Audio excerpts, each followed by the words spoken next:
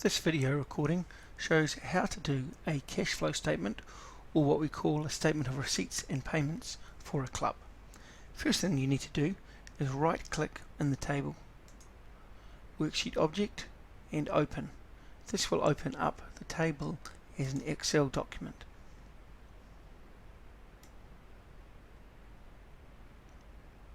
So we're going to work on Sandy Lane Athletics Club. You see here they have receipts, payments, and a change in bank. They are the three sections of the cash flow statement. The first section is receipts.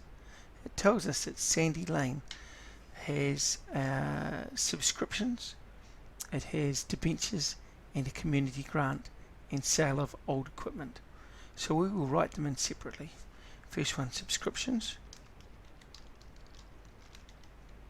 for 1,200.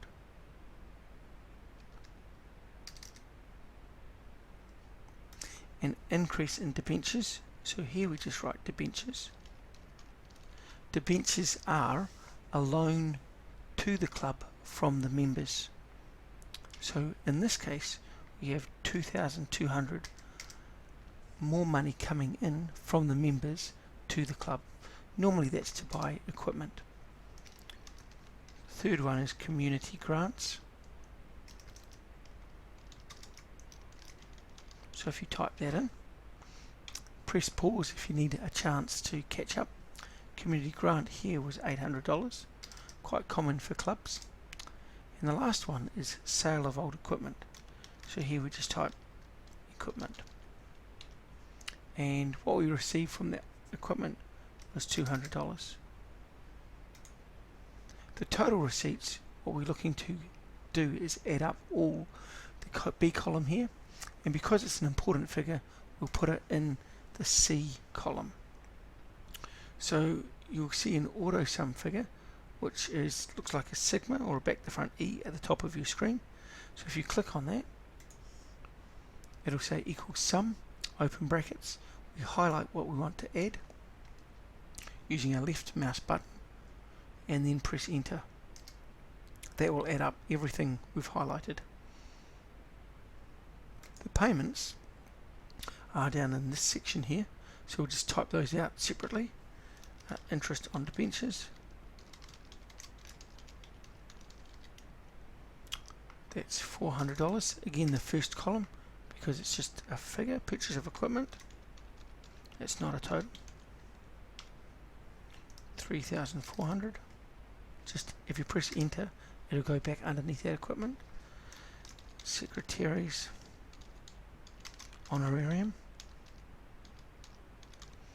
that's a donation to the secretary from the club. That's $600 to cover the cost of being a secretary. Things like postage, courier, depreciation on the computer if you like, uniforms,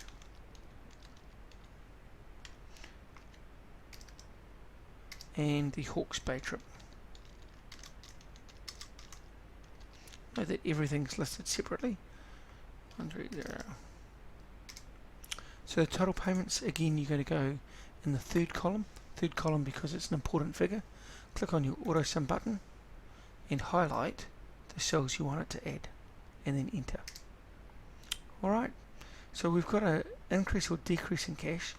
We can find that out. We've got equals our total receipts minus our total payments. So our cash has gone down by $2,200.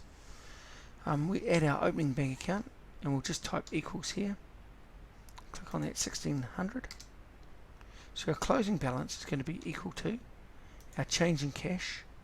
So click on C17 plus your opening bank balance. So click on C18 and you'll see that Sandy Lane Athletics Club has negative $600 in the bank account. Two more questions you've got. What are the main reasons for the change in bank? So why did the bank go down 2,200? Relatively significant. So normally what we do is we look here at the payments and we'll see we've got two major payments, equipment and Hawke's Bay trip. That equipment, you would expect that to be funded over long term, because the benefit of the equipment will happen over long term. So I'll be looking for a loan up here for 3,400, and you can see we've only got 2,200. That Hawke's Bay trip of $1,300, I'll be looking for something up here to help cover that, and there's not really. So that's probably the reason. The main reason is because we've purchased a lot of equipment out of current funds rather than borrowing for it, and the Hawke's Bay trip was expensive. Two ways to improve the cash position. One way would be to borrow more money for that equipment and pay it off for a long period of time. And secondly, perhaps have people going on the Hawke's Bay trip to contribute towards that. So those two would help as well.